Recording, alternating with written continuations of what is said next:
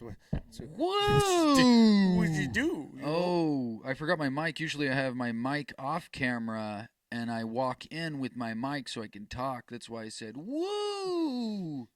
Which still doesn't explain why that is, why I said woo. But anyways, enough of my fucking nonsense. I'll have to edit that out. Anyways, not really. Censor, that's what I mean. Welcome back, ladies and gentlemen, to another episode of Art of the Jam. Today we have a fun topic because, as you know, we sadly lost number 79. So let's have a moment of silence for number 79. Okay, we're good. That was enough time. Anyways. Dead dumb face. This is episode 82 of Art of the Jam, and what we have for you is a new fun topic. We have it's kind of exciting because it's our first series of topics, basically, or our, how do I say this? A series of 3 topics encompassing one big topic. Subtopics in one topic. It's gonna be dope. It's our first series of videos. So, their topic for today is, well, I'll say the episode is Death and Dissonance, Part 1, the ghost notes and oft beats throughout music history. Were these blatant assassinations or alleged self-inflicted unalivings? Is that what you just wrote down? That's what I just wrote down. Dude, what the fuck? But That's good. Death and Dissonance Part 1. The ghost notes and oft beats throughout music history. Blatant assassination or alleged self-inflicted unalivings. So, thank you for that. Wish We I had have, drums. but our question for you audience today, and this one's kind of fun, I think. So, maybe it's your turn. Your life is up, right? And it's your turn to go die time, right? Yeah, it is your turn to go die time. And so our question for you is, if you were going die time, what song cinematically would you love to be moited to?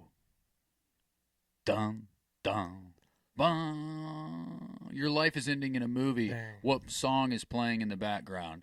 That's what I'm trying to get across. Anyways, cue the intro.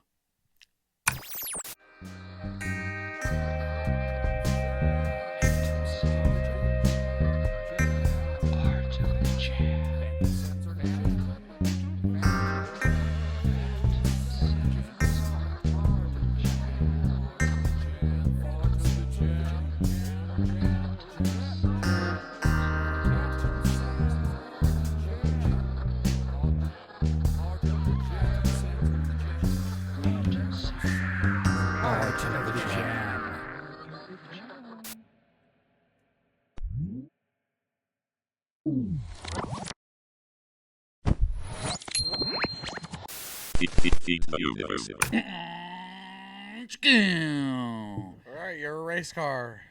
Something like that. That's what I would do. That's how I would die. I'd be run over by a race car, just smeared. The race car by Tracy Chapman. What the fuck is that? You never heard that song? No, is that your song that you would get murdered by? No, but Seal. Rose. You would want to be murdered to Seal, Kiss from a Rose? Yes, dude. That'd be so cinematic, bro. That would be that'd almost be a romantic death. Yeah. I feel like you'd be falling. How would you, okay, now I can't really choose how, can I choose? Is that, are we playing God? Dude, we can do whatever the fuck we want. But say you're being moited. Moited? Yeah. I'm trying to get around the YouTube algorithm by saying moited instead of the Yeah, M so word. I gotta do it. Even now. though I've already fucking said it. But you have to be being moited, okay? You can't, it has to be by the hands of somebody, right? So, Kiss from a Rose. We'll frame it up for you. Kiss, baby. It's like Killed by Wasp. wasps. Like a swarm of wasps. That's not a person, though. I mean, You're not being murdered. You're being killed. I mean, you still be avoided by something. No. What if somebody sent them wasps? Ooh, like it's a wasp Yeah. keeper. That'd be kind of cool. That'd be kind of a cool. Ooh, I think. Well, they already have the bees of Swarm. It's one of like an old villain from the Spider-Man comics. I don't know if you. Yes, I know He's that. just a swarm of bees. I feel like wasp would be a little more aggressive. Oh, for sure. But a killed to Kiss from a Rose, or killed, yeah, Kiss from a Rose is by Seal is playing in the background, but you are being moited by a wasp keeper's swarm of wasps. Yeah. Okay, that's kind But of. also, I just also envisioned, because I really like how Brandon sings that song, and so it'd be this is the thought of him just singing it in So the would corner. it be Brandon's version? Him singing in the corner. Brandon Wade Stewart, Open the Cage. Plug. Him just wailing in the Dude, corner in the dark, dude. Dude, I don't know. I don't even know if I. I don't even know if I have an answer for this song or for this question. To be real with you, fucking. Hey You by Pink Floyd. That would be another one. Hey you. Well, you have these weird airy ones. Like, Yeah, dude. hey you. Dude, oh man. I don't even know what song I would be killed to or moited to. Moited. Yeah. It's kind of a hard question. And honestly, You got yourself, didn't you? well, the thing is I usually will come up with an answer before I even hit record, and at least somewhat of an answer. But this one, I wrote this question down literally a little bit ago, and I haven't even had time. I haven't even gave myself time to fucking. I definitely like this one. That's Bold as Love by Jimi Hendrix. I don't know why. That just came to my mind. Ooh, that would be a good one. And I think I would want to be shoved off of a building. The tallest building. Just shoved off for no reason? Yeah. Well, I mean, like, I'm being moited. We didn't give the wasp keeper a reason. No, we didn't. Sent his wasps after you. I guess, yeah. Yeah. So somebody Right over his dog. He just sends his wasp on me. Have you ever seen the most beautiful unaliving ever? There's a photo of it. It's not like gruesome or anything, but it's like a woman, and she jumped off of a building, and she landed on top of a car, but she landed like perfectly, like smashed the roof, but she was no blood, nothing. She was just laying in it, and she was still like completely intact and looked as if she was sleeping. And it's like considered the most beautiful S-word unaliving, self-unaliving that. Dude, no. That's why that's kind of poetic. That's what I'm saying. That's why I it's like to have the bold as love, and I'm just falling off of a building for some reason. That's very intriguing to me. I don't know why. It's romantic. It is. It's a romantic death. To fall off of a building, or to jump off a bridge or a building. Bridges and buildings, they're romantic. I would say. Never mind. I don't know what. I was gonna say I know like a good percentage of suicides nowadays is over a woman. So it's the lovers. Yeah. So is it my next question is it like jumping off a building or a bridge like the lovers leap? Yeah, I would say yeah. To some degree, or a cliff, because I'm pretty sure there's a cliff that's actually called Lover's Leap too. But a Lover's Leap, I know where it's at actually. A Lover's Leap, I'm pretty certain, is actually a spot where a couple will unalive themselves together. Yeah. Yeah. Because or they'll drive off the cliff. Are you talking about Lover's Leap that's in Camden, right? A Lover's Leap is like a phenomenon. Like okay. It's like a. Well, there's a not place just like one that Lover's in Camden. Leap. Yeah. That's called Lover's Leap, so that's what made me. And it's actually a really cool fucking spot. Like you could see both bridges you could see Camden's Bridge and you can see Sunrise Bridges. Yeah. And then you can see the end of F Road all in one spot. Dude, I'll be unaliving myself all day. Yeah. If I could see something pretty like that. Yeah, no, it's cool shit. That thing in Des Moines when we got to the top of the thing and we turned around. Yeah, if I could see that, I was like, what the fuck? I'd be jumping off of everything, dude. I'll be doing a flip, dude. Jackknife. Yeah. Pencil dive. No, but yeah, I would say ooh, no. I know this is kind of this has nothing to do with unaliving yourself, but either Bold as Love, because that might be a little too happy for me. But have you ever heard Porcelain by the Red Hot Chili Peppers? I think so. It's the softest, most beautiful song that they have, and it's that's probably what I would probably choose that because it's soft and I feel like just falling. Just softly, but it has to be from the tallest fucking thing ever because I want that the time to just like contemplate my life. Now we're getting a little too dark. I think I might be spiraling now.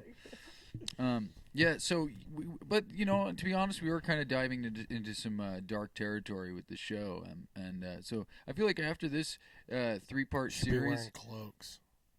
Right now? Yeah. I'm kind of wearing This is why I wore this. Because I was like, I need something deathly. But, no, I have to... You know, ironically. That's deathly, too. Whoa! And we got the Who unalived Kurt Cobain.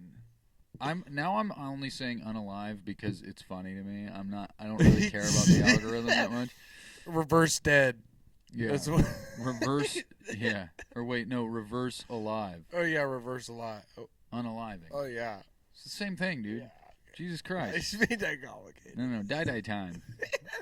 No, after this 3-part series, we should probably come up with something really lighthearted after that. But anyways, so we answered that question. So we got Seal, Kiss from a Rose by Brandon Wade Stewart, his rendition of it, while you get killed by a swarm of bees. But he's got to be there. Yeah, he'll be in the background. He'll come out from behind a tree. Ooh, baby, I love your way. No. That one would be a Frampton. Yeah. I forgot to comb my beard. Damn it. Anyway, so yeah, we have you being killed by a malicious wasp keeper. I like that, malicious. And I am being shoved off of a building to Porcelain and or Bold as Love and or Peter Frampton. We don't know. Who cares? But this is Art of the Jam, and we can do whatever the fuck we want and say whatever we want. Somehow Bill Cosby is the one that pushes you off the building. He's like, I'll beep, Jello, beep bop, Rudy, Theo, putting that dick where it don't belong.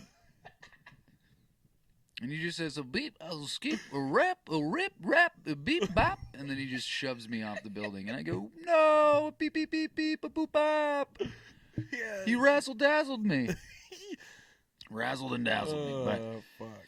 anyways, why don't you go ahead and our album of the week. We have we haven't really figured out if we have done this one yet. We've done this one, but this one also kind of goes along with our topic today. It alludes. We're not going to give anything away. With a certain someone, and we all know who that is. But if you know, you should definitely know because figure it out. Yeah, but it's Pantera's the history of hostility, which has got Cowboys from Hell, Cemetery Gates, Mouth of War, Walk, fucking Hostile, I'm Broken, 5 Minutes Alone, Drag the Waters, and Revolution Is My Name. And those are all, honestly, really good songs, too. And it's a little bit of every album, because Cowboys from Hell and Cemetery Gates, I'm pretty sure is on. Actually, I may be wrong about that. What is it, a compilation now? Yeah. Oh, that's cool. But it's, compilation. Definitely one of the first ones that I ever bought. That's my own money. It reminds me of the Masters of Reality cover just because it's black and purple, I think that's kind of what they were doing. I mean, black and purple are dope colors. Wink, wink. Black, purple, black, purple. Yeah, Pantera is just, they're amazing. I'm not a huge fan, but I obviously completely understand the Why that alludes to the topic today, and I'm extremely appreciative, and it's a this man that we're alluding to today is obviously a well-respected pioneer of metal of like metal music in general, honestly. and the guitar. I mean, he's a oh, dude, he's done a lot of things. Hopefully, I need to. What? I'd like to. While you scribble that down, I will start this little bit here. We have our beloved segment of the show. Dude, my mouth is not working. Drink more coffee. Huh? I Dude, said drink more. Speaking of coffee, it's 3 days in a row I've made the same mistake. Nichelle has this donut shop cold brew concentrate, which is a bottle of concentrated coffee that you're supposed to cut with water. You're supposed to put like a half a cup. Are you just drinking? I'm just drinking the shit, dude. Hey, listen to this though. Not only am I drinking it, I'm mixing it with coffee, not water. So okay, I am cutting it. Besides that, what does it taste like? Just really stout coffee. Oh, okay. Yeah, you said something. Why don't you say something about a donut? I think of like donuts. No, it's just a type of coffee. Oh, okay. The donut shop blend is just a medium blend of. Oh, okay, Colombian okay. Something or other. There's like nothing. Fuck, I should have known that.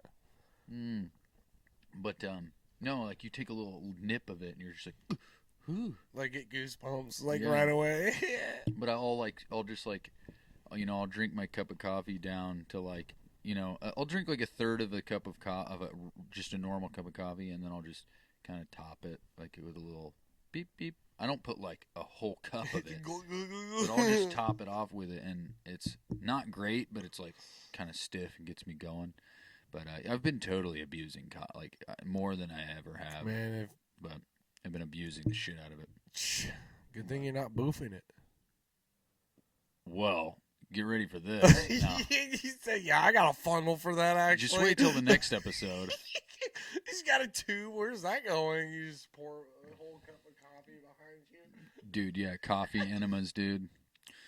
There was an episode of My Strange Addiction where this couple was addicted to boofing coffee enemas. And they would be like, no, it's my turn first. And shit. It's like they're literally just dumping coffee up their ass. Which is funny as shit. It's definitely, it is a fact. I didn't do it, but you kind of just hear stories from other people. You did it. No. I didn't get that far into that shit. But people would, it hits your bloodstream way faster. Yeah, it bypasses the liver. Yeah. It's not like filtered or anything. Yeah. It's like smoking. It's like the difference between smoking like unfiltered cigarette and a filtered cigarette, but through your body. Like, it's crazy that people go lengths to get fucking high, bro. Yeah, dude. And that's like I said that one time that what an addict has in common is that dedication. For sure. Everybody's dedicated to get high. There was something I heard a quote by Jerry Garcia, and because he was like obviously a well-known heroin addict, but he would say it takes all your problems in the world and puts it into a little baggie, and it's like that becomes your the only thing you strive for, your only problem in life. Which honestly, he makes that sound like, oh, I only have to focus on one problem. I don't have to worry about anything else, just getting high. You ignore all the rest of the problems around, and you just focus on that one tiny problem. Oh, yeah, yeah. But it's a way bigger problem than what you fucking think it is. For sure. But let's take a hard curve here. So this is the beloved segment of Art of the Jam. This is Phantom Sam and the Fictions. Fuck! I should have wrote. I had a few that I should have wrote down, and I didn't.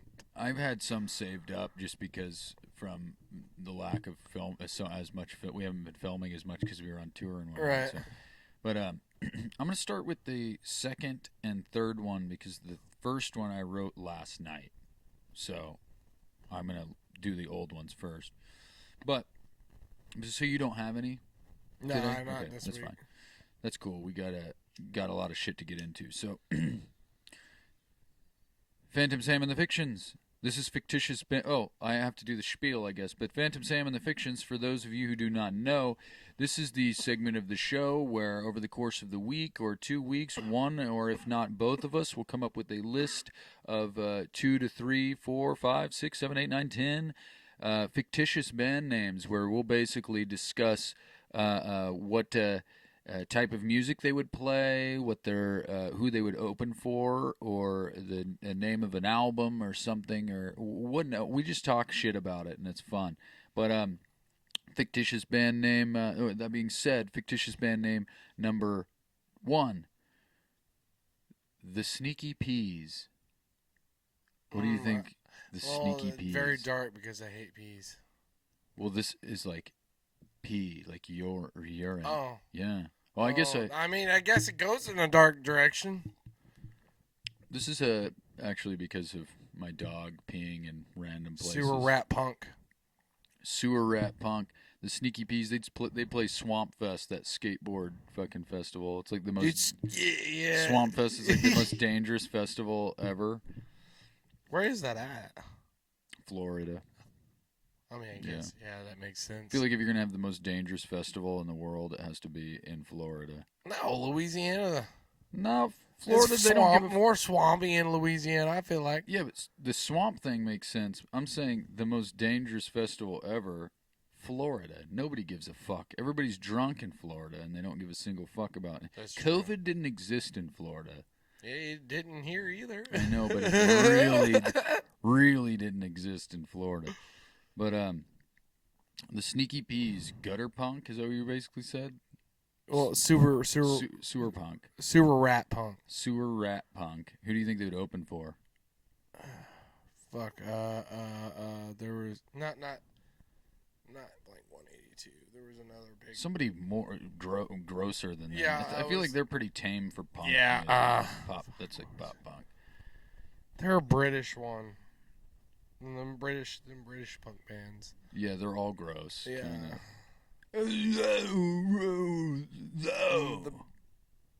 Like G.G. Allen or something. Yeah. Okay, they'd open for the Sneaky Peas. Yeah, because I feel like that'd make sense because G.G. Allen used to like piss and shit on his audience and stuff. Yeah, did you know that was a thing? Dude, if you're not, we should do an episode about G.G. Allen because we would get canceled. Like it would, I mean, that's not true, but plenty of people have covered G.G. Allen. But G.G. Allen is like the grossest, most fucked up human being that's ever lived. He's dead as fuck, but wonder why. Yeah, well, he lived dangerously. So, Sneaky Peas, they are sewer rat punk opening up for G.G. Allen. Holy shit. Oh, fucking time. Fictitious band name number 2, Straight Up Gotham. What do you think that would be? Dude, they're like, okay, how many people are in the band? That's my first question. Straight Up Gotham? Let's just do an even 4. We could do like, they dress up like DC comic characters. I was thinking something kind of like... Or they all just dress up like Batman. Yeah. Like the Ned Flanders. Well, I'm thinking that Straight Up Gotham would be like, they would at least be like goth aesthetic, like a black and white goth aesthetic. Batman. Do you know who like the Bajas are, or do you know who are Bajas, or who is that? Like the Cure. They'd be kind of like the Cure. Okay. Something like weird and like slightly gothy, but like. I don't even know. It'd be hilarious. Have Batman mask with like the emo haircut over the mask. Yeah, at least the lead singer. Yeah. And the rest of them would just wear cape. They would all have capes on. Oh fuck! But it'd be like in indie goth, or something like that. You know, that's what I imagined Straight Up Gotham. But they definitely would have like the swoopy hair and the.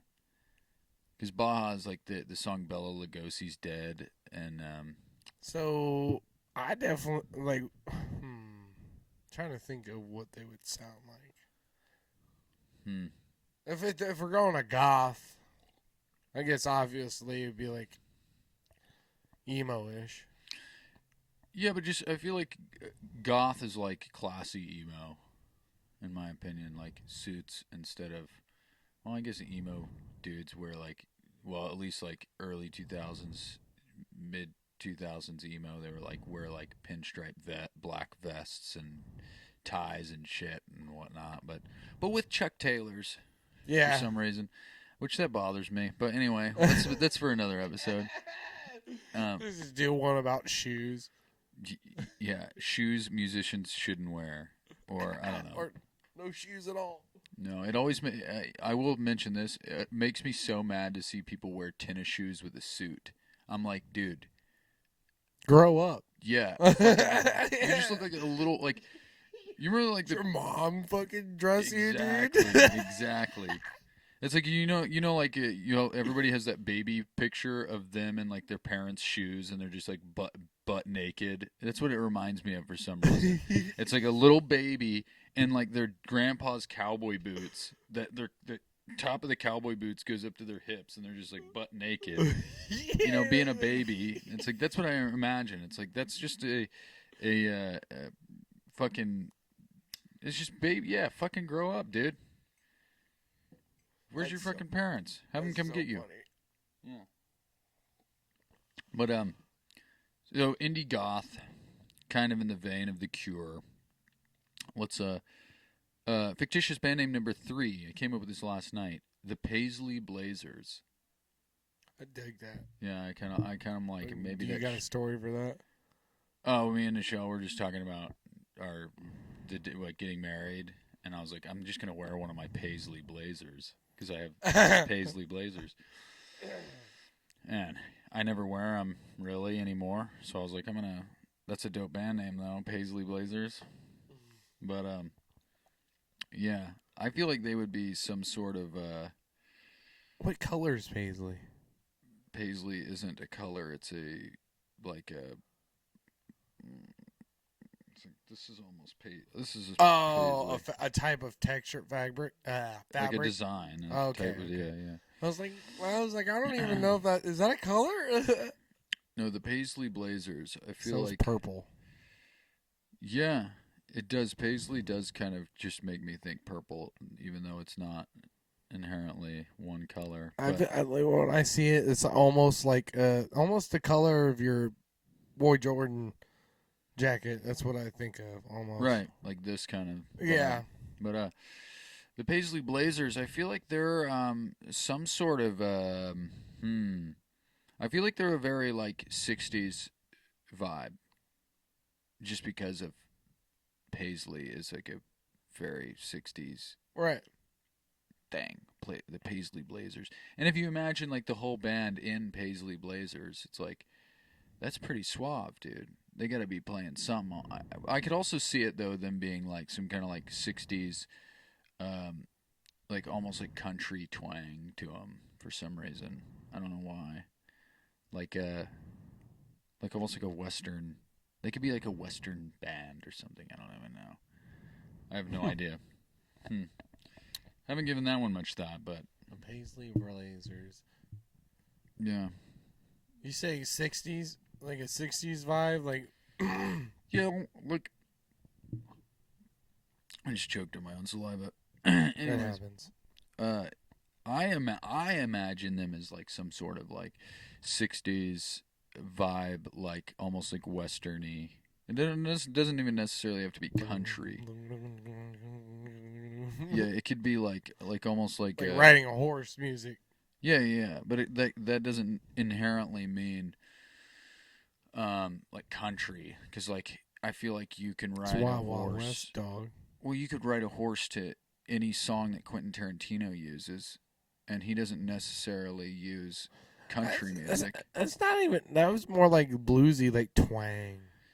That's kind of what I mean. Blues is everything comes from everything. Mm-hmm. You know what I mean? And I'm like the Paisley Blazers, like even like surf rock. There's a little bit of fucking country twang in there. Okay, fine. Take the country and the western thing away. twang is what I mean. Like, it has like a 60s vibe with a fucking twang. However you want to put that.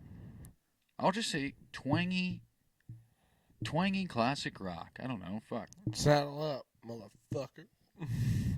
Saddle up for that twangy rock. Twangy. So, who would they open for? That's kind of a difficult one. Just because I don't think we have quite 100% nailed down what they are. But given what we have provided, what do you think? Who do you think they would open for? I feel like, dude. See, that's my thing. It's like they could. I want to say Johnny Cash, but he's dead. Well, Gigi Allen's dead. Oh yeah, well Johnny, he's definitely, if it's got that Western. Johnny had that twangy. Yeah, and then like, I feel like they'd be like. I also think the Beatles too. Dude, that'd be kind of an eclectic little gig there. The Paisley Blazers open up for Johnny Cash, and then the Beatles. That'd be kind of wild. Kind of be a weird little setup. Great time to be alive, dude. Fuck yeah. Well, that concludes Phantom Sam and the Fictions. I hope everybody had fun with that one, but guess what? It's time for the jam sandwich, everybody. That's it. I'm going to Jersey. That's it. I'm going back to Jersey. But after this jam that you're hopefully sticking around for and you'll hopefully listen to, and I hope that it's good, and I hope we enjoy it, and I'm sure we will, no matter what happens with it and whatnot. But we will get to our topic, which is Death and Dissonance Part 1, the ghost notes and oft beats throughout music history, blatant assassination, or alleged self-inflicted unalivings. Ooh, stick around and get your licks with this fucking jam sandwich. That being said, cue the jam portion of the show.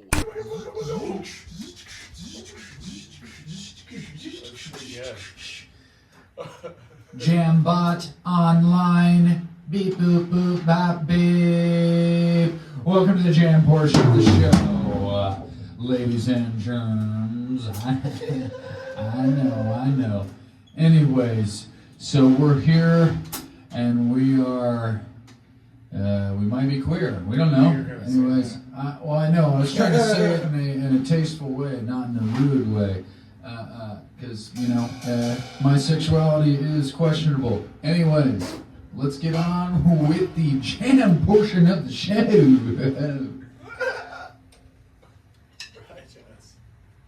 Anyways, so while I sip on this coffee,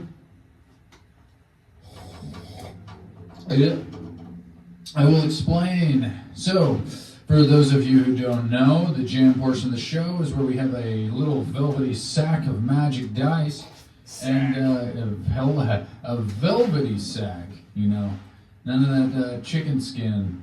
Never mind. Anyway, if you get that, you get that. I don't give a shit. But you know what I'm talking about? Scrotum skin? Yeah, it's like chicken skin. It looks like a bat wing. It is. It's the little dots on it.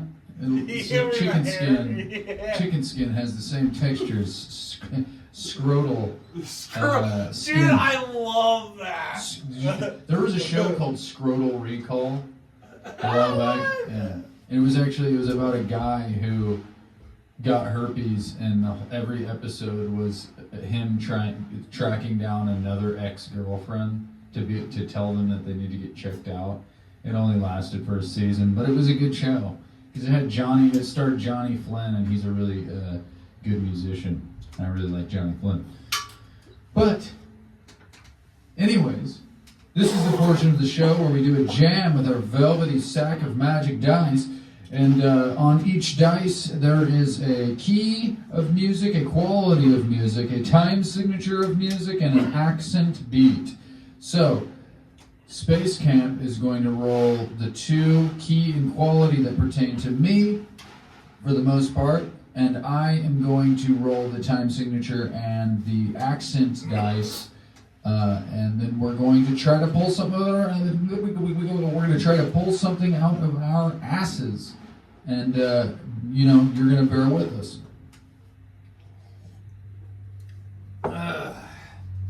Dead air, dead air. Anyways. Anywho. Back to you, Bob. This is the part of the where we should have like elevator music playing. Hang in there, baby.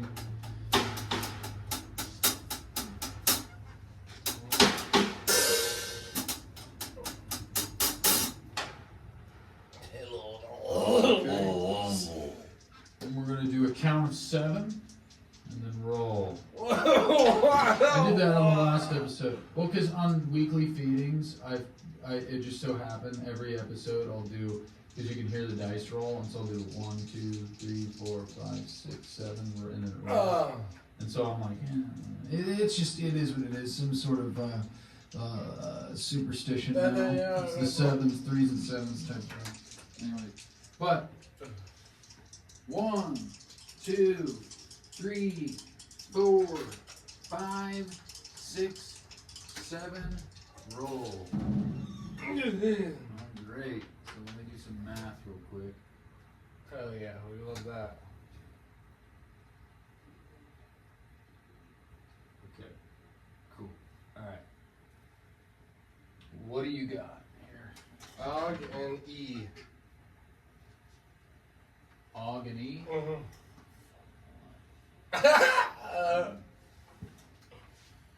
Don't know what that means. E. So we got.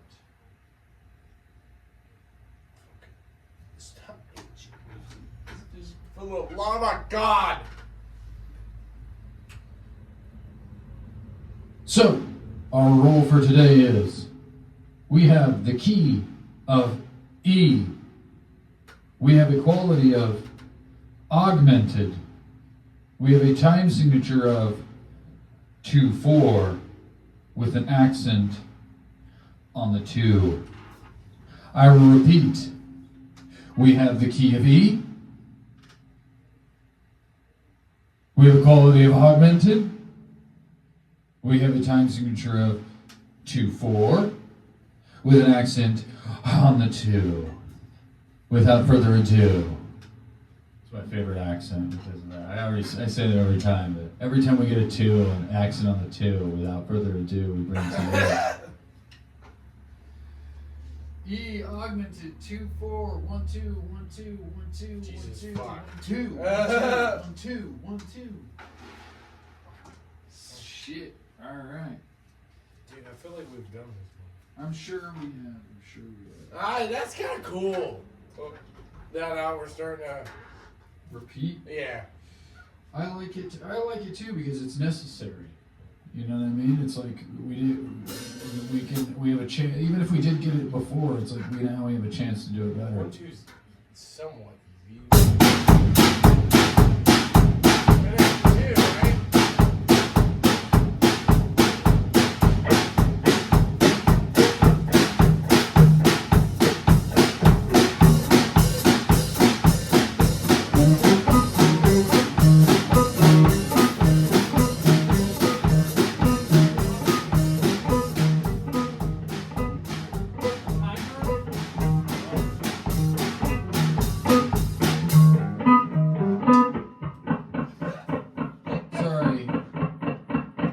Forgot a timer because we ain't here to bore you for too long.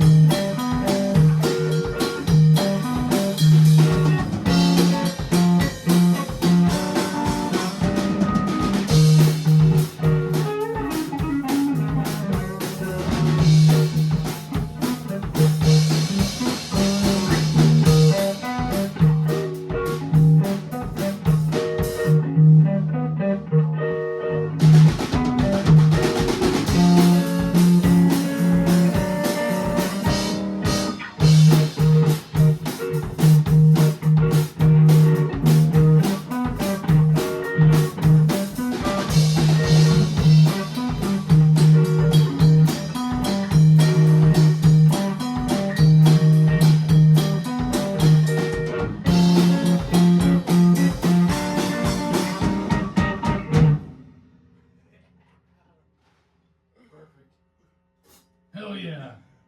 Yeah. That was silly. Yeah. 2-4 is silly. Dude, what was fun about it, I could do, like, go into any beat with it and still be able to go back in. Yeah. I was digging like there for a second. A couple of times it happened, and I don't know if you were doing it on purpose or if you fucked up and it was just like a happy accident. But it was time there was like 1 2 1 2 1 2 1 2, and then we would dung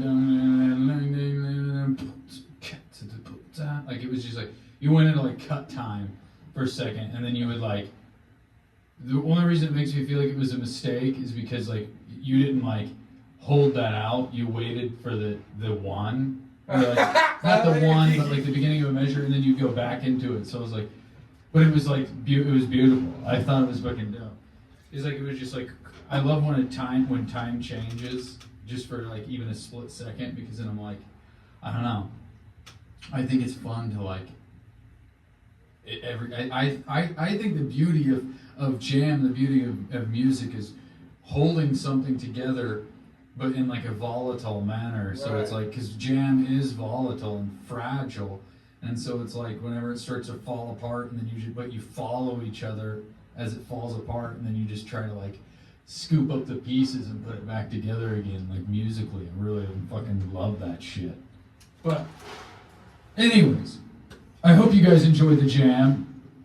I think we had fun. Space Camp, did you have fun? Oh, yeah, that's all right. Anyways, let's get back to the show.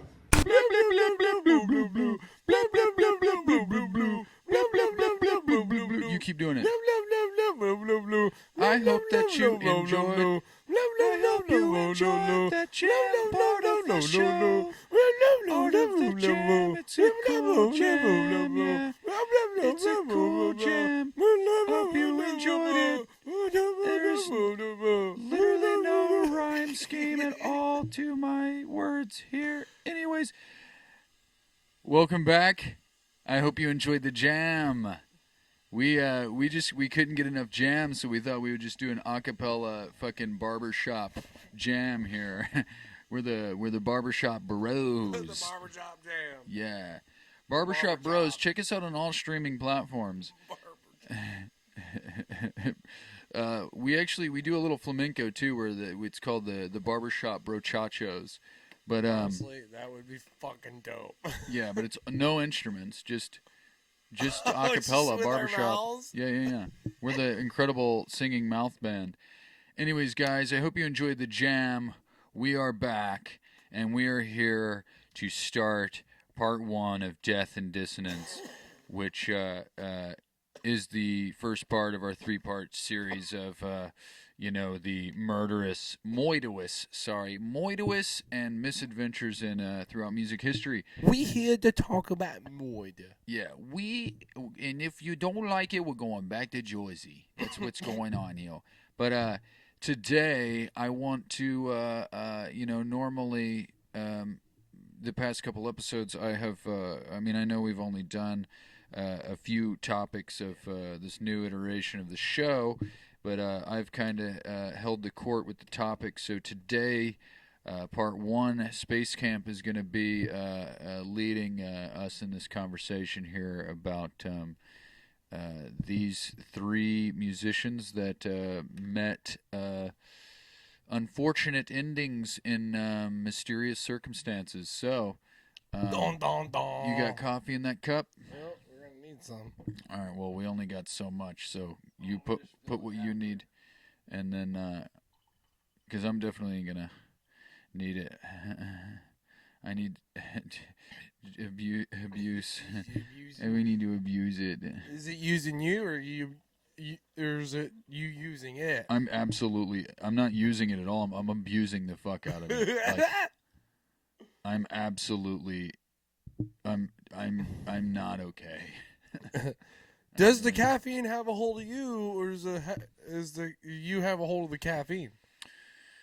Technically, physically, I have a hold of it, but chemically, it has me chained to... I guess it goes 2 ways. I'm telling you, I am literally, like I said, I'm physically holding this, but chemically, it has me chained to a fucking radiator. In the basement. In a dirty, dingy, dank basement, dog. Full of water. How many D's can I put in one episode? Anyways, cockroaches. Space Camp, without further ado. We're bringing to you... Death and Dissonance. Moida. All right. Die time. All right, so our musicians today, so, our rule of 3. So we got Dimebag Darrell, which we all know is from Pantera and Damage Plan. And then we got Kurt Cobain, which is, is from Nirvana. And then we got Elliott Smith, he was just mostly a solo artist. So he didn't really... Debatably sucks, but... I didn't really know who he was. He just met an unfortunate end, and that's all. It was a really weird end, but we'll get to that. Yeah. But, save him for last. Which I did. So good. One I've been excited to tell you about is the one and only Dimebag motherfucking Darrell. All right, this poor guy. So this was around the early 2000s, like 2004. Some of you may not know what happened to him, but we're going to refresh that a little bit. So this is around the early 2000s. He was doing a show, and he wasn't doing a show with Pantera because Pantera split up a couple of years prior due to Phil, their lead singer, doing a lot of drugs and just not... As they do sometimes. Not cooperating. They were going a different direction. He was going another. Some bands just do that. Gulp. So, so him and his brother started a band called Damage Plan, in which they only had one album, I'm pretty sure.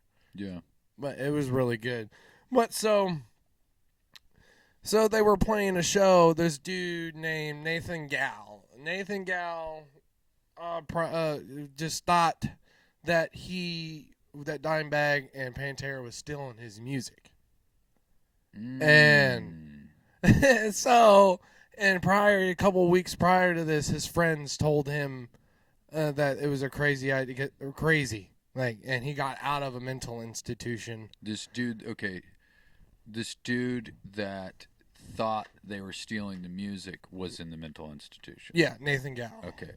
I wanted to clarify. So Nathan Gall thought Dimebag was stealing his music and using his lyrics and shit and whatnot, and he also just got out of a mental institution. So he showed up to. So he premeditated this. Oh yeah. So he went to the show. Not even 3 minutes into the opening song, he runs up on stage and boom, shoots Dime, it was 3 others. He shot them all? Yeah, yeah. Oh shit! See, I didn't know that. Yeah, he shot Jeffrey Mayhem Thompson. He was also one of their buddies, but he was also head of security. And then Nathan Bray was a fan of the band, tried to save Dimebag. Wouldn't you shoot the security first? You know what I mean? Honestly, I don't know. That's the one dude that probably has a gun too. I'd shoot him first. Anyways, carry on. And Gal he was also a former Marine Corps. He was Nathan. Okay, Nathan. He was a former military, and he was he was discharged due to paranoia or schizophrenia. Okay, so that fucking makes sense. Yeah, so of course he thought they were stealing his music. It was crazy to think, to hear that. So hang back 1 second. Did this guy even write music? No. He was like a local musician and stuff, but he was only 25 years old. That's so shit. Yeah, dude, that is nuts. Well, see, the only reason I say that is because if he wasn't even a musician, he was just like, they're stealing my music. Yeah, you know dude. I mean? Yeah. So Nathan was he was shot and killed that right after. So they got him. Oh yeah, this John Brooks he wasn't hurt. He was hurt. But I was the one that shot him and killed him. He was also a police officer. So, yeah, that was by James. Yeah, I'm not gonna say his say that last name because What? just Oh my God. Okay, yeah. I see why. That's Yeah. okay. I know this is off topic for a second, but that's so weird that you show me that name because we just got a Snapchat from Josh earlier today where it was an invoice from a customer at his work, and it was almost that same name, except for Meyer. It was Men, you know what I'm saying. I will say this: I'm pretty sure it's a hard G sound. yeah, Like G. yeah. You know what I'm saying? But we won't. We're not even gonna cross that, Yeah, but we're not gonna do that. but if you look it up, you'll see what we mean. But yeah, that was kind of crazy that he was delusional about stealing that they were stealing his lyrics and music and shit. So this dude, was he a fan of Pantera, or did Yeah. he just like? He was. Oh, that's kind of wild. Yeah, so it was and his friends told him he was crazy. Like dude, oh, shut Man, up. if you came out of a mental institution and you got discharged from the Marine Corps because you had paranoid schizophrenia, and then you go to a mental institution, you don't need your friends to tell you that you're crazy. Yeah, dude. You already had the government. You already had the hospital telling you that you're fucking crazy. That's kind of fucking crazy though, because I thought that he was just, kind of like the whole thing with like Bob Marley getting shot. And this is also in Columbus, Ohio.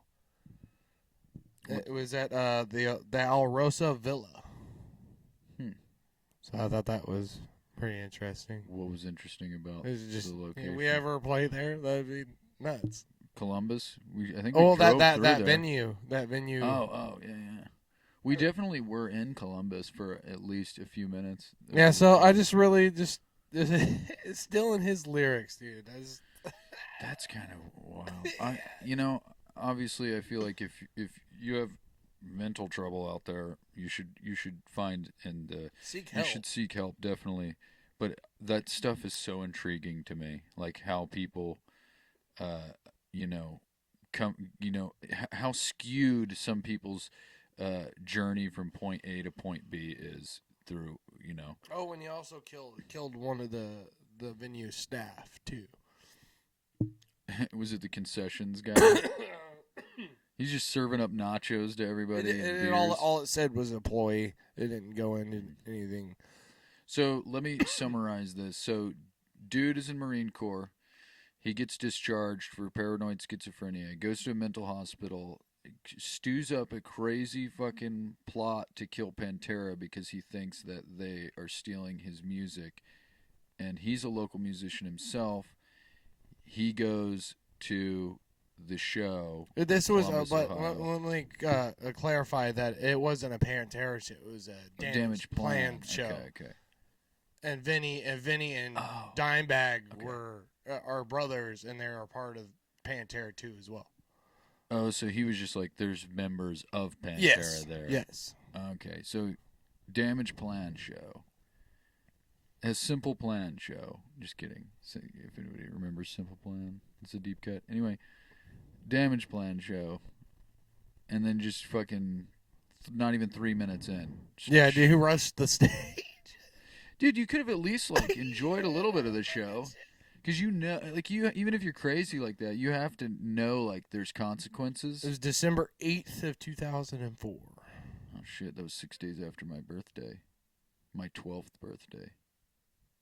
I don't know what birthday it was. That's beside the point. Anyways, so he shot him in that, obviously, Dimebag and... Oh, he died instantly. Oh, he was like... Oh, no. Dead. Bing, bang, boom. Boom. That was it. Well, boom happened first, so yeah. Boom, bang, bing. Yeah, he bing, died on, instantly. Boom, bing, bang. Well, no, I guess it could be bang. I think, from what I remember reading, he shot Dimebag, and then he shot everybody else for some, I don't know why. But it was, yeah. And then he ended up getting killed by that police officer. As I feel like you probably should. But, and then you said the rest of them, they didn't really die instantly, but they succumbed to their injuries later. Yeah, there was a few injured, and then, yeah, died. So an employee died, Dimebag died, and then another... Yeah, a fan of the band was trying to save... Oh, dude. That guy deserves a fucking Purple Heart, dude. Well, Nathan Bray was his name. Okay. That's fucking... Yeah. Could you imagine being a fan of a band? Like, you're so... Oh, yeah, I do the same fucking thing. No, I'll fucking kill you. You jump in front... Dude, that's fucking wild. That's just as... Honestly, and from the other end of things, that's just as crazy as the gunner. Yeah. You know what I mean? It's like one guy's so crazy for a band that he's going to shoot them all, and the other one's so crazy he's going to be shot. Yeah, so they don't get shot. Yeah. That's wild. Hell yeah. I'm learning. See, this is what I like. I kind of enjoy this because I didn't know jack shit about Dimebag. I mean, I know about Dimebag Darrell, not his death. I never. It's like, yeah, the death thing. Yeah, it's crazy, dude. That's crazy. And before, like, I actually looked into it, my theory was that it was a bad drug deal, and he just got it because Dime was also in. That's what you originally thought. Yeah, and then I read that. I was like, holy fuck, dude. Yeah, dude. More than meets the eye. Look, dude, but no, Dimebag Darrell, dude, one of the best guitar players in the world, in my opinion. But that's just my opinion. And also, the little thing I wrote down, I saw a video. It was kind of, I don't know why it was neat to me, but Crown Royal made him a guitar. That's interesting. And like they literally made him a Crown Royal bag to fit the guitar. That's cool. Yeah, and shit, yeah. And they couldn't put the logo on it due to, like, copyright shit and whatnot, but, they, like, Crown Royal purple or the gold, like... Ooh, yeah. Yeah, dude, it was fucking cool shit. I like that. I don't know. It was really cool to see that. And so, yeah. And... Okay, here, question, though. Was it a, like... actual Crown Royal bag, or was it like form fit like a gig bag? You know? No, it was like or just a big bag, big drawstring bag. Yeah. Oh, that's cool. Yeah. That's awesome. Well, does that conclude Dimebag Darrell? Oh yeah. Yep. What you got now? And now we're gonna move on to Kurt Cobain. Some of you might have disagreements on how he died. Some say suicide, some say not. But in these cases, I think not, because there's a crack a load of shit that he killed himself. I'm going to go ahead and say this, too, a disclaimer. We are not music historians, and a lot of this is heavily opinionated. We just wanted to tackle 3 different angles of this topic. So we had somebody that blatantly did get assassinated, and then we have something conspiratorial, which is Kurt Cobain, and the last one we'll get to, but I just wanted to make that apparent so nobody thinks that we know what we're talking about definitively. So carry on, Space Camp. Well, Mr. Kurt Cobain, he was definitely a pioneer of the 90s. He pretty much created grunge. Yeah, dude. And some say grunge is a lie, but it is not, because it died the day he died. Ooh, that's opinion. Yeah. Well, if think about it. No, I'm just kidding. Like it kind of died out after that happened, you know? I could. Some say he was the father of grunge. Some say love. Some say love. But in my theory, he was too fucked up to hold a gun. Like, he had 3 times the doses of heroin in his body that could literally kill a fucking horse. Yeah, and I'll go ahead and say this. I've had my dibble-dabble with drugs throughout my life, and though I have never done that, heroin, I've never done the herons, but I do have had friends that have, and I know that if you know how to dose yourself. Let's just say that. So I feel like if you overdose, part of it is either it's cut with something stronger, or You know what I'm trying to get at, Right. You know how to dose yourself, so that's mysterious. That's red flag number 1. Let's say that. Continue. But here's the theory on the private investigator Tom Grant's theory on how it kind of went down. He was like, he believed that somebody was in there getting high with him, right? As heroin addicts usually do. So, they usually help each other, So, I think the dude waited, either it was probably his best friend or Courtney, waited for him to pass out, hit him again, then he woke up thinking, okay, I'm still, not high yet, and bam, hit himself. So, wait, he did it. Wait. So you're saying that she shot him up, he passed out, then he did it again, and then passed out one more time, and then they loaded the gun up. Oh. So I think, because he had 3 times the dosage. So he got hit 3 times. With heroin. Yeah. So, which is kind of shitty. Like, no, see, well, was it, so it wasn't 3 times the dose in one shoot? No, it was 3 separate Bang, times. bang, bang. Yeah. Huh. Same dosage, 3 different times. See, oh man. Okay. All right. And so prior to this kind of justifies Kurt a little bit. Kurt wanted out. He just wanted to be left alone. He didn't want to die. He just wanted to leave me the fuck alone. Like he was getting tired of being out there in the front scene and shit, and he was just kind of done touring. He wanted to settle down and watch his daughter grow up and shit. Like he wanted to be a father, and he was done touring. Yeah, I know that he felt like a quote-unquote prostitute in that regard. Like, oh yeah, as a musician. And also, here's the chirper. He wanted a divorce. He wanted to divorce Courtney, and Courtney thought, "Fuck, that happens. I sign a subpoena. That means I'm only getting whatever this fucking says." Yeah. And so she wanted more money because also Kurt wrote most of her music, too. Oh, like Hole? Mm-hmm. Which is a dumb name, but I get it.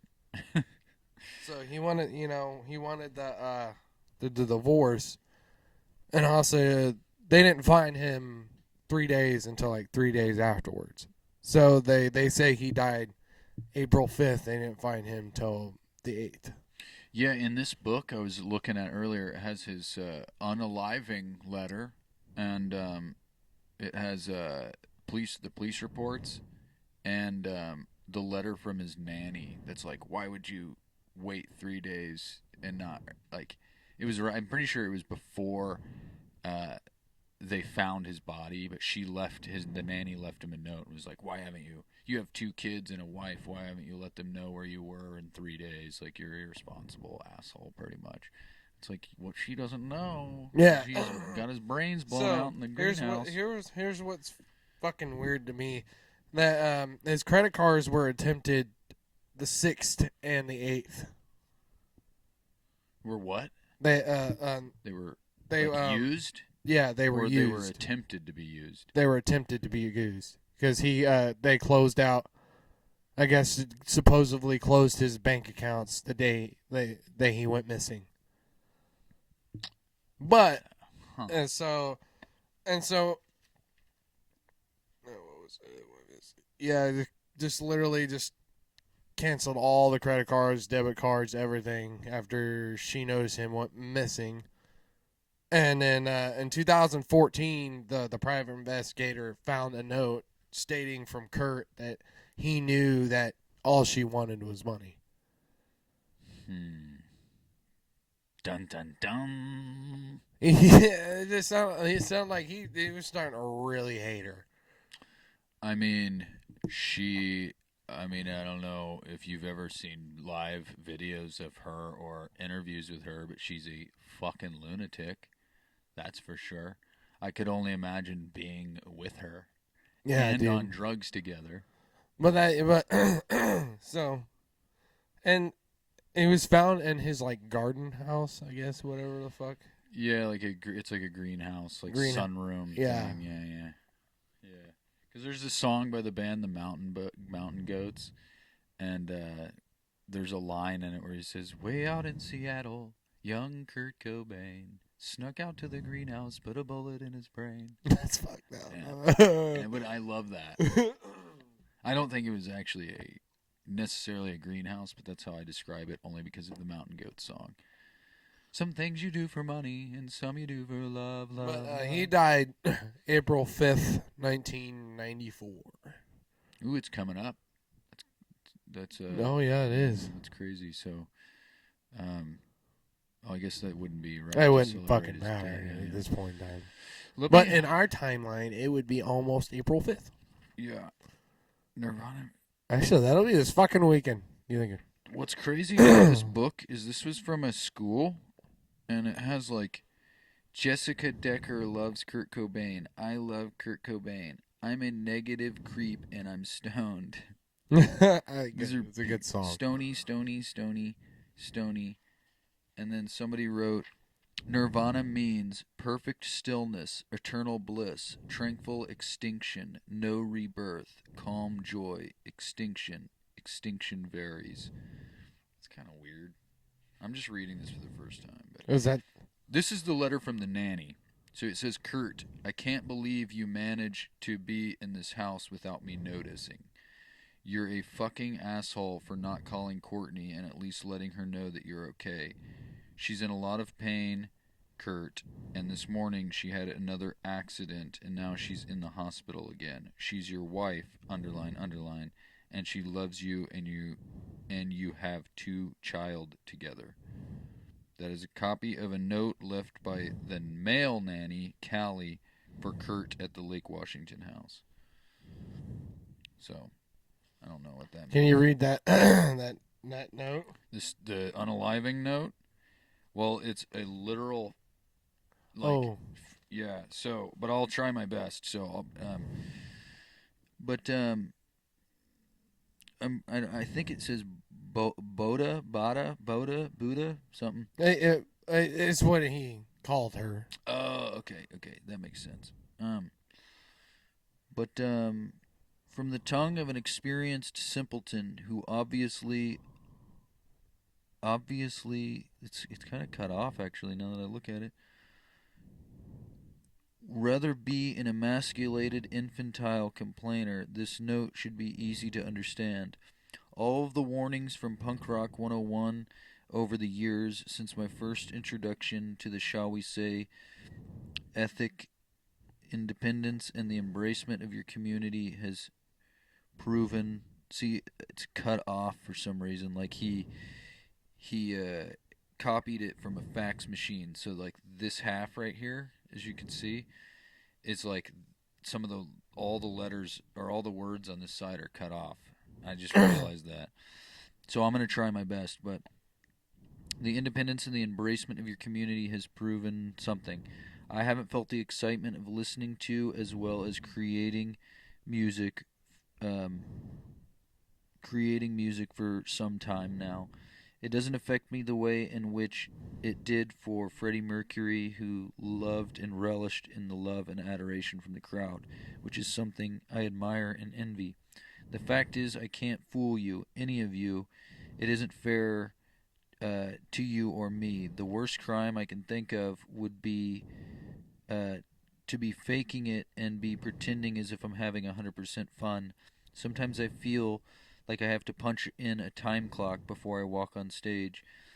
I've tried everything in my power to appreciate it, and I do, God, believe me, I do, but it's not enough. The fact that I and we have affected and entertained a lot of people.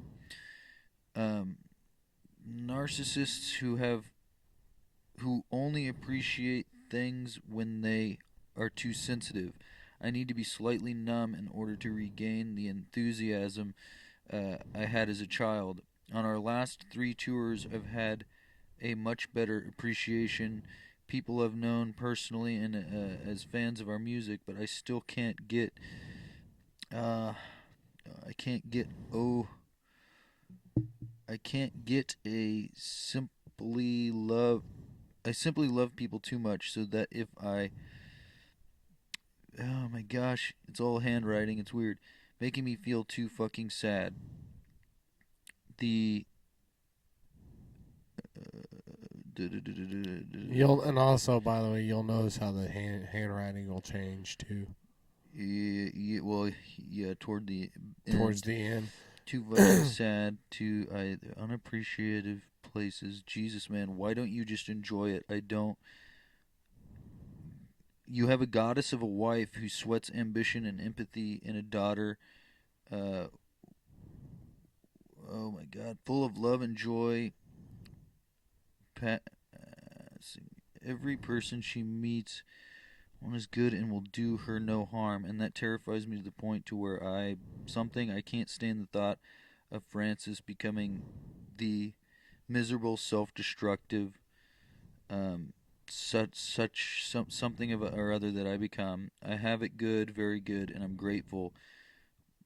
But seeing who I've become, hateful towards all humans in general, only because it seems people to get along and have empathy only because I love and feel too much, I guess. Thank you all from the pit of my burning, nauseous stomach, your letters and concern over the past years. I'm too much of an erratic something passion anymore, and so remember, it's better to burn out than to blank. I remember that line, and I'm so mad that it's cut off because I can't. That's such a good line. See, so when he starts to kind of like talk about, when he basically starts to talk about how he's gonna off himself. Yeah, that's where the handwriting starts to change because from what my understanding, he's just venting to her. Yeah. They're talking about how it wasn't anything like crazy in the beginning. Well, and you can kind of see too. It's like not only does it start to change around this area here, but once he already signs it, Kurt Cobain right there, and then it continues in a much different handwriting. Yeah, there. dude. Because it says peace, love, empathy, Kurt Cobain, and then it says. Was it marked off? What? Some of it has markings. It's probably just from the copy of the fax machine. But this is Francis and Courtney. I'll be at your altar. Please keep going, Courtney. For Francis, for her life, which will be so much happier without me. I love you. I love you. So it's like, why? That's kind of weird. And I really do apologize to whoever's listening. That was probably painful to listen to. But there's so much cut off on that side of the sheet. And you did justice for it. You kind of explain. I just tried to fill in what I thought would be there. But so go read it for yourself if you want the actual. Just venting. It didn't make any sense to me. But that was a copy of the note which Tom Grant copied on Courtney's fax machine. The black lines are actually wrinkles in the fax paper. That's what it is. But yeah, and it also has the laboratory report and the gun used. Received for examination the following items: 1 Remington Model M11 Sportsman 20-gauge self-loading semi-automatic shotgun bearing serial number 1088925, 1 fired Winchester AA 20-gauge 2.5-inch shot shell. Results of examination: the item 8 Remington shotgun was empty, not loaded when received. The shotgun was successfully test-fired and found to be functioning in a normal manner. The trigger pull was determined to be approximately 2.6 to 3.8 pounds. The shotgun's 2-round magazine plus 1 round in the chamber give it a total capacity of 3 rounds. A functional cross-bolt safety is located to the rear of the trigger. This safety was in the off position when the shotgun was received. The shotgun's barrel is 22 inches in length and is fitted with the compensator at the muzzle for a total overall firearm length of 45 and 5/8 inches. The item 10 fired. It's also too long. Yeah, it's 45. How long is 45 and 5/8, or just 45 inches? That's That's roughly 4 feet long, a little under. Yeah. So you think 4 feet is I like? get. You'd have to shoot that gun. You'd have to shoot that gun with your feet. Yeah. Like, that's also another fucking theory, and it says how long it is right there too. That he's too fucking long. Unless did it say his shoe was off? But that's kind of the crazy thing. You'd have to pull the trigger. You'd have to put the gun in your mouth and put fire it with your feet on 3 doses of heroin, or 3 of your dose of heroin. The item 10 fired shot shell was determined to have been fired in the item 8 Remington shotgun bearing serial number, blah, blah, blah, blah, blah. The shell has markings indicating its original load consisted of 7/8 ounce of number 8 shot. I guess that wasn't. Is that his fingerprints and shit? This is Kurt Cobain's fingerprints, yep. Yeah. And there's the investigate fingerprint analysis. Oh, that's what's crazy too, is the fingerprint analysis, his fingerprints weren't on the gun. Oh, okay. I did not know that. See, but his toe prints were. No, I did not know that. It's fucking crazy. And like, it has the missing person report, the incident report, what, and a note from Courtney to Tom Grant, which basically gave him permission to acquire her financial records, which is why you know about the credit card shit. Yeah. So, but she gave him. That's what's weird too, is she gave him permission to look at that shit. But yeah, so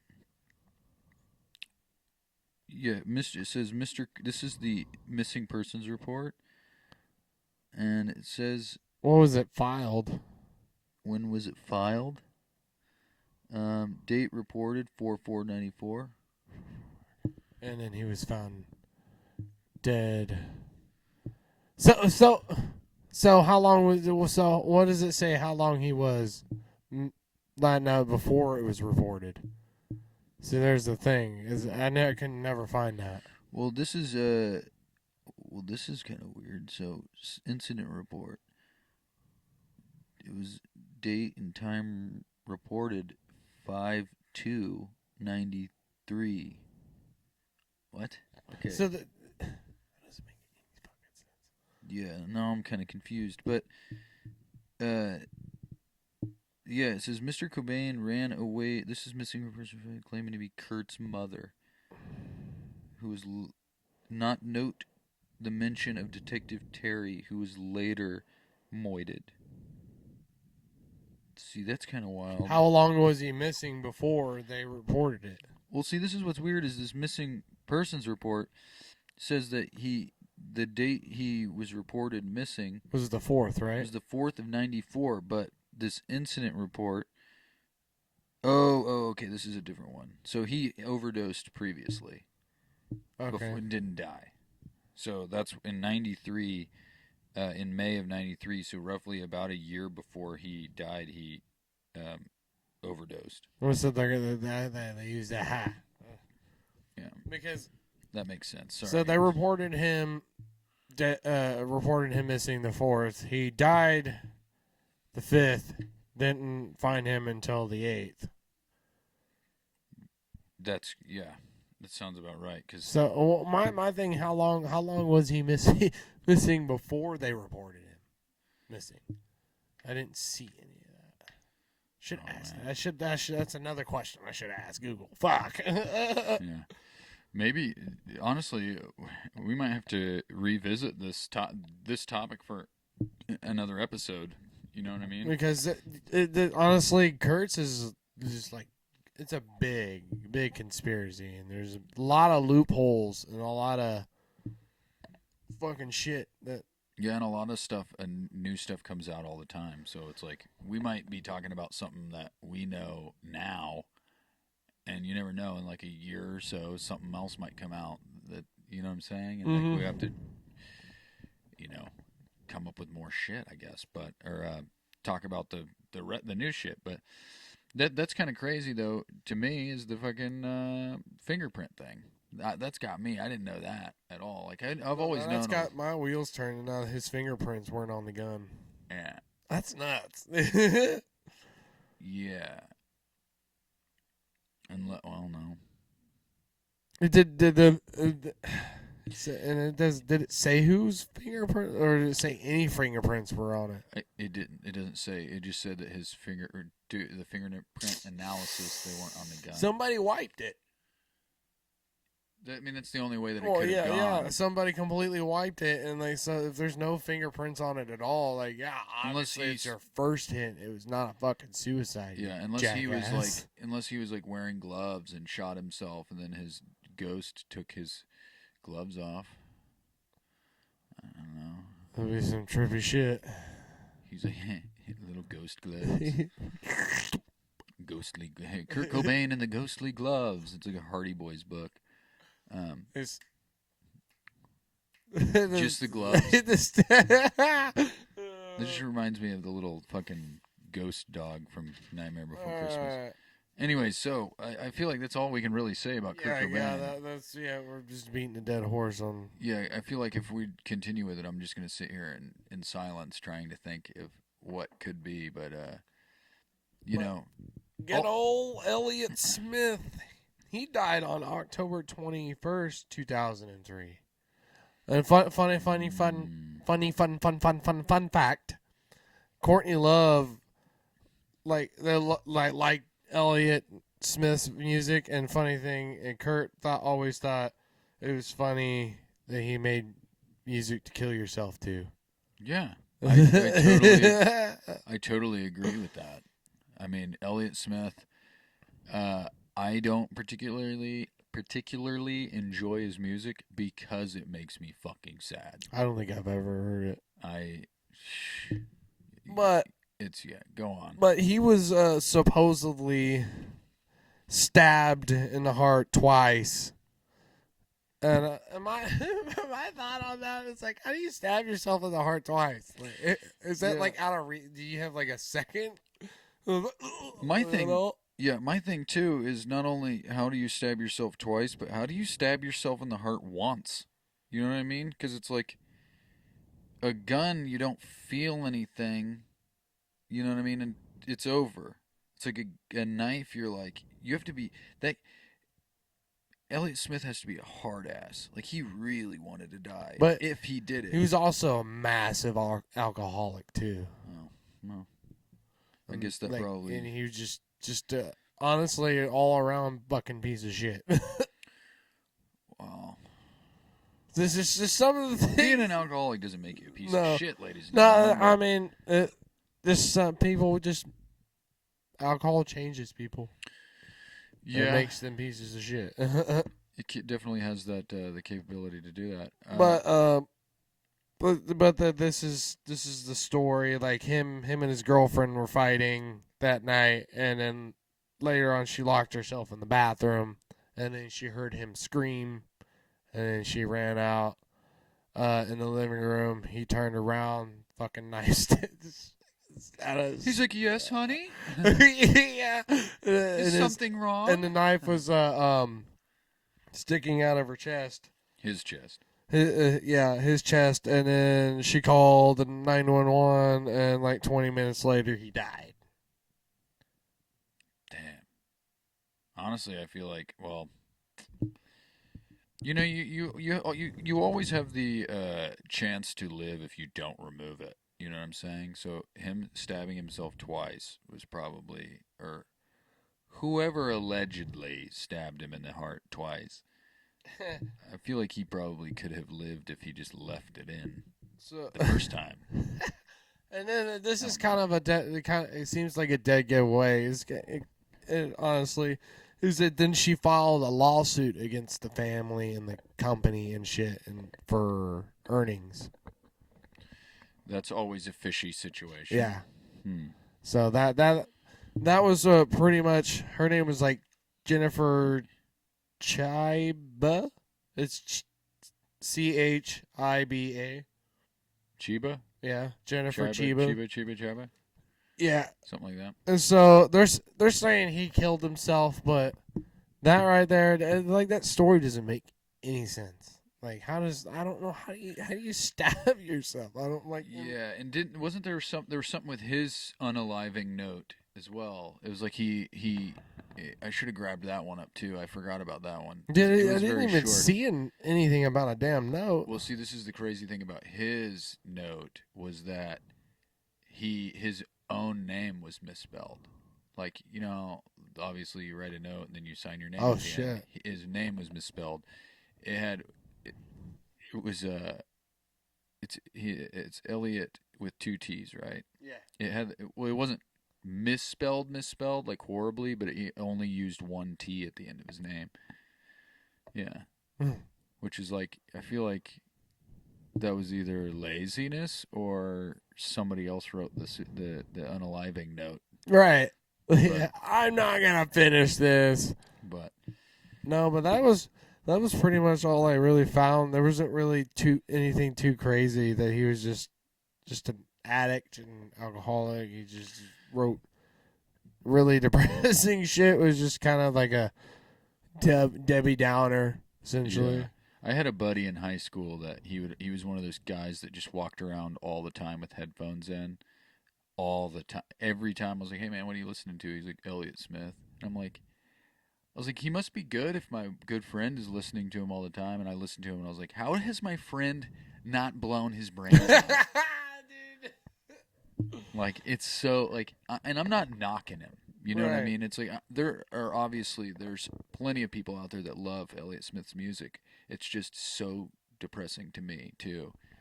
And, yeah, I feel like he succumbed to his own vibe. I feel like,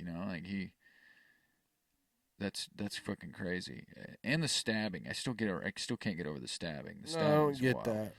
But it's 2 times. It said 2 times. Like, okay, 2 knife wounds. Well, you gotta do it real fast. Like, real quick. Yeah, I want to know the speed at which it was. Was it like the fastest gets Baja Blast? Yeah. Or was it just like? Yeah. I don't know. Well, I mean, is that all you have? Yeah, that's all I have on that one. Well, that was definitely interesting. Yeah. Definitely the dime bag thing was my favorite. Yeah, no, like that blew my fucking mind. Yeah. Hey, dude, why couldn't you just waited till the set was over, at least? Yeah, you give him that, yeah. It's more like people will pay for that money. We had those people cancel our show after our our Connect 4 game. Yeah. They had the common courtesy to let us finish our game before they told us our show was canceled. You could have at least waited till your set was over before you gunned everybody down. Yeah, but, dude. Well, Space Camp, you did a fine job today with leading the conversation. Fuck yeah. I will say that does conclude Death and Dissonance Part 1, the ghost notes and oft beats throughout music history, blatant assassination, or alleged self-inflicted unalivings. So, if you stick around for the next episode, next week, we will be covering Death and Dissonance Part 2, Moidowous Mishaps and Misadventures, which is basically people that met, unfortunate ends in wild freak accidents and things like that. They didn't necessarily get moited. They just met their end in accidents and fucked up ways. So, that being said, what are we going to do? We're going to live with cause, and we're going to leave results to the great law of the universe. And we are going to stay funky. Stay funky. We're going to stay groovy, and we're going to pass each day in peaceful contemplation. We are going to be present in our fucking lives, and we're going to be patient. Enjoy yourself. Yeah, do your thing. You do you, boo-boo. And without further ado, boo-boo. We just brought to you... Boo-boo? I don't know why I was saying that. Yeah. Well, without further ado... We brought to you... Art of the Jam. Yeah. That went fairly well. Yeah. I mean, there's a little, we'll see what the... There for a second, I almost drank too much coffee, so I was like... Yeah. For a second, I did. My heart is racing so hard, I think I'm going to just stab myself in the heart twice. I hope this episode doesn't get taken down.